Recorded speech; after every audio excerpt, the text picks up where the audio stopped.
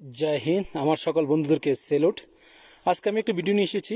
ভিডিওটির মূল উদ্দেশ্য হলো ত্রিপুরার যে সকল যুবকরা দেশের সেনাবাহিনীতে অংশগ্রহণ করার ইচ্ছুক তাদের জন্য এই ভিডিওটি।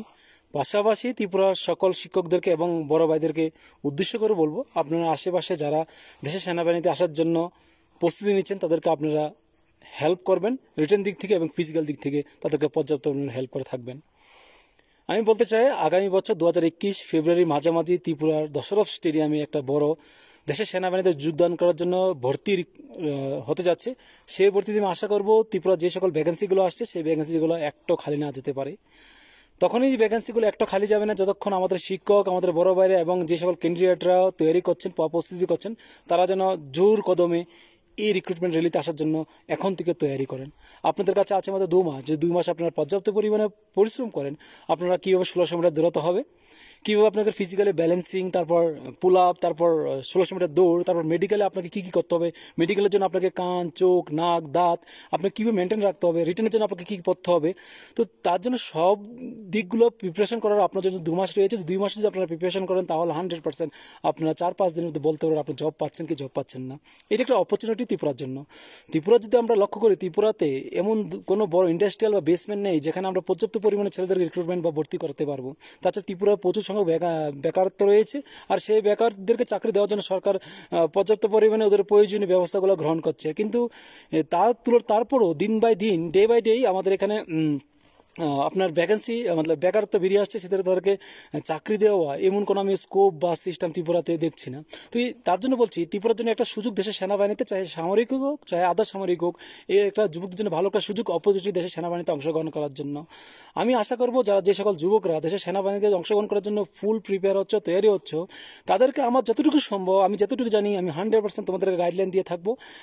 আগেও আমি অনেকদের গাইডলাইন দিয়েছি যারা আজকে দেশের সেনাবাহিনীতে জব করছে, রিক্রুটমেন্ট হয়ে এখনো কেউ ট্রেনিং করছেন, হয়তো কেউ জব করছেন।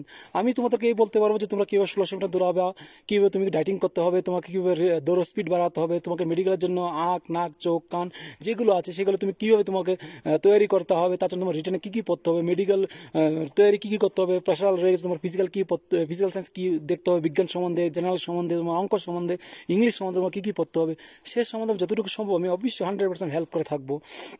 আমার মোবাইল নাম্বার 7063786420। এই নাম্বারে আপনারা হোয়াটসঅ্যাপ করবেন। যদি কারো কোনো ইনকোয়ারি থাকে, কোনো ছেলেদের ইনকোয়ারি থাকলে অবশ্যই আপনি হোয়াটসঅ্যাপ করেন, আমি হোয়াটসঅ্যাপ অবশ্যই রিপ্লাই দেবো।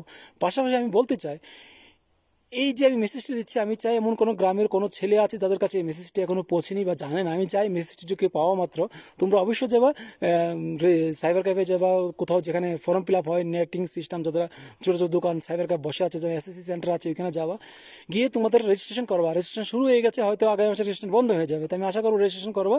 রেজিস্ট্রেশন করার পর কিছুদিন পর তোমাদের অ্যাডমিট কার্ড আসবে, এবং অ্যাডমিট কার্ড শুরু তোমরা সেই রিক্রুটমেন্ট র্যালিতে যাবা, এবং যেখানে যে গ্রাউন্ডে রিক্রুটমেন্ট র্যালি হবে সেখানে অ্যাডমিট কার্ড দিয়ে তোমার এন্ট্রান্স হবা, এবং সেখানে তুমি 4 দিনের মধ্যে বলে দিতে পারো তুমি ভর্তি হচ্ছে কি হচ্ছে না, তোমার তো কোয়ালিটি আছে কি আছে নি।